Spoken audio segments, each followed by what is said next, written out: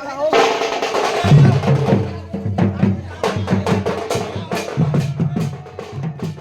ନାଁ ରାହୁଲ ରାଜନ୍ସ। ମୁଁ Jharsuguda district ଲଇକରା block Sahaspur ଗାଁର ବାସିନ୍ଦା। ଆଉ ମୁଇଁ ଏଥର Odisha civil service examination OPSC ର 2024 ରେ 148 ରାଙ୍କ ରଖିଛେ। ଆଉ ଏଟା ମୋର ଦୃଢ ଇଚ୍ଛା ଶକ୍ତି, ମୋର କଠିନ ପରିଶ୍ରମ ଲାଷ୍ଟ 3-4 ବର୍ଷରୁ ଯାହା ହେଇଥିଲା ତାର ପ୍ରତିଫଳନ ହେଇଛେ। ତ ମୁଁ ବହୁତ ବହୁତ ଖୁସି।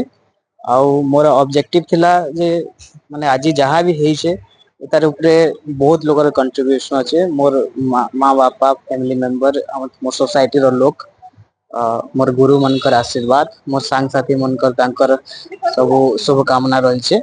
ତ ମୁଇଁ ଏଇଟା ଥିଲା ଯେ ମୁଇଁ କେନ୍ତେକିରି ଯେନ୍ଟା ବି ହେବି ଯେନ୍ସି କାପାସିଟିରେ ହଉ, ପଲିଟିକାଲି ଇକୋନୋମିକାଲି ସୋସିଆଲି ଯେନ୍ସିରେ ବି ହଉ, କେନ୍ତି କରି ମୁଇଁ ଆମର ସମାଜ କେ କିଛି ଦେଇପାରିବି, ତାଙ୍କ ସମାଜର ଉଦ୍ଧାର ଲାଗି, ସମାଜର ୱେଲଫେୟାର ଲାଗି କିଛି ମୁଁ କରିପାରିବି, ତାର ମୋର ଉଦ୍ଦେଶ୍ୟ ଥିଲା। ଆଉ ମୁଇଁ ଏଇ ସିଭିଲ ସର୍ଭିସ ରେ ହିଁ ଲାଗିକିରି ଥିଲି। ଯେତେ ଡିଫିକଲ୍ଟି ଆସିଲେ ବି, ଯେତେ ଡିପ୍ରେସନ ଷ୍ଟ୍ରେସ ଯେତେ ବି ଆସୁ, ଯେତେ ଏତେ ଏକ୍ଜାମ ଟା ତ ବେଶୀ ସବଜେକ୍ଟିଭ ମାନେ କିଛି ଜଣାନି ପଡେ, ମାନେ ଯେତେ କନଫିଡେଣ୍ଟ ଥିଲେ ବି ଏକ୍ସଟର୍ନାଲ ଇଭାଲୁଏସନ ଅଛି ଏକ୍ଜାମ ରେ।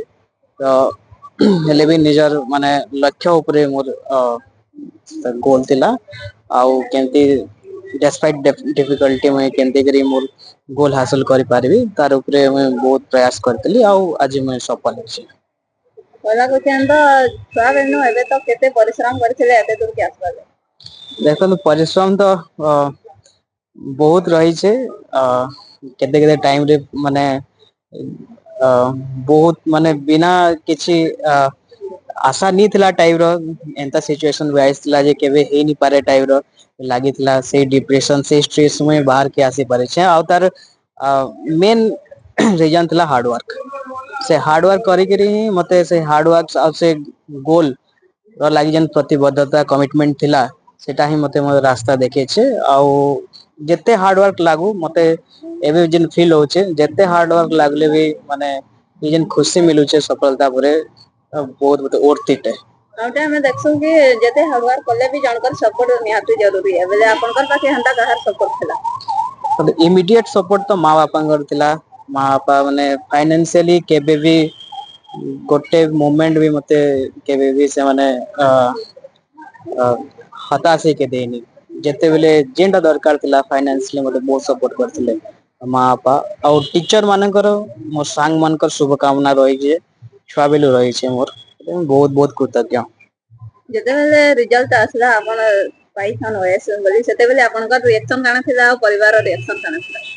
ରିଏକ୍ସନ ଥିଲା ଯେତେବେଳେ ବାହାରି ଥିଲା ସେ ଟାଇମରେ ତ ମୁଇଁ ଜାଣି ପାରିଥିଲି। ବଟ ମୋର ସାଙ୍ଗ ଗୋଟେ ସେ ମତେ ଜଣେଇଥିଲେ। ଆଉ ମୁଇଁ ବହୁତ ବହୁତ ଖୁସି ହେଇଯାଇଥିଲି। ମୁଁ ଟିକେ ଆଚମ୍ବିତ ବି ହେଇଯାଇଥିଲି ଯେ ଏଥର ବହୁତ କମ ସିଟ 200ଟା ସିଟ ହିଁ ଥିଲା। ତ ମତେ ଲାଗୁଥିଲା ହେବା କି ନି ହେବା କି ନୁହେ। ତ ହେଇଯାଇଥିଲା। ତାପରେ ଯାଇଥିଲି ବାପା ମା ଥିଲେ ତାଙ୍କୁ ଜଣେଇଥିଲି, ତାଙ୍କୁ ଗୋଟେ ହକ୍ କରି ପକେଇଥିଲି। ଆଉ ସମସ୍ତେ ଫ୍ୟାମିଲି ମେମ୍ବର ବହୁତ ଖୁସି ହେଇଯାଇଥିଲେ। ତାପରେ ସମସ୍ତେ ତାଙ୍କର ବେଷ୍ଟ ୱିସେସ୍ ପଠେଇଥିଲେ ମତେ। ଏଇଟା ଝାରସୁଗୁଡ଼ା ବାସୀ ଜାଣିବାର ପରେ ଆପଣ ମାନେ ବହୁତ ଜାଗା କି ନେଇକରି ସମ୍ମାନିତ କରିଛନ୍, ତାଙ୍କ ଲାଗି କାଣା କହିବା ଲାଗି ଚାହେଁ? ତାଙ୍କର ଲାଗି ଯୋଉ ସମ୍ମାନିତ କରିଛନ ତାଙ୍କର ଉଦ୍ଦେଶ୍ୟ ଏଟା ହେଲା ଯେ ଲୋକ ମାନେ ପ୍ରେରଣା ମିଲୁ, ଆଉ ଟିକେ ଇନ୍ସପାୟାର ହଉ। ଯେନ୍ ଛୋଟ ଛୋଟ ଛୁଆ ଅଛନ୍, ଏବେ ତ ଡିଜିଟାଲ ଏଜ ହେଇଯାଇଛି, ଡିଜିଟାଲ ଏଡିକସନ ଟିକେ ହେଇଯାଇଛି ଛୁଆ ମାନେ ଇଜିଲି ଡେଭିଏଟ ହେଇଯାଉଛନ୍। ତ କେମିତି କିରି ଛୁଆ ମାନେ ବେଶୀ ମୋଟିଭେଟ ହେବେ, ଡିସିପ୍ଲିନ ରହିବେ। ତାଙ୍କର ଉଦ୍ଦେଶ୍ୟ ଏଇଟା ଆଉ ମୁଇଁ ବୁଝି ସାରିଛେ ଏଇ ଉଦ୍ଦେଶ୍ୟ ବି। ଆଉ ମତେ ବହୁତ ବହୁତ ଖୁସି ଲାଗୁଛେ ତାଙ୍କୁ ତାଙ୍କର ଏଇ ମାନେ ଏଫର୍ଟ ଲାଗେ। ଆଉ ମୁଁ ଚାହିଁବି ଯେନ୍ ଛୁଆ ମାନେ ଏବେ ବି ମାନେ ସଫଳତା ନି ପାଇ ସକ୍ସେସଫୁଲ ନୁହେଁ ହୁଅନ୍, କିନ୍ତୁ ଯେନ୍ ମାନେ ରାସ୍ତାରେ ଅଛନ୍, ସେ ପାଥ ରେ ଅଛନ୍, ତାଙ୍କୁ ବି କେମିତି କରି ସପୋର୍ଟ ମିଲୁ ଏଇଟା ମୋର ଆଶା ରହିବ।